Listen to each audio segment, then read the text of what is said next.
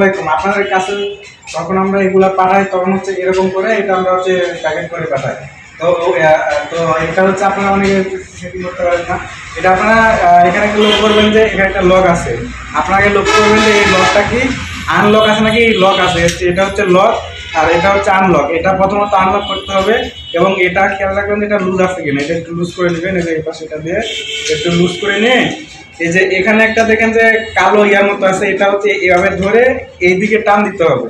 এই যে এই দিকে এটা টান দিলে কিন্তু এটা হচ্ছে আনলক হয়ে যাবে। এই যে দেখেন আনলক, এই যে এটা উপর দিকে টান দিলে এটা হচ্ছে আনলক হয়ে যাবে। এটা আনলক করলেন।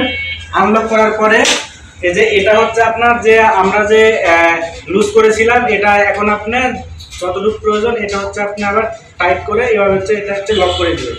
যেটা হচ্ছে লক হয়ে গেল।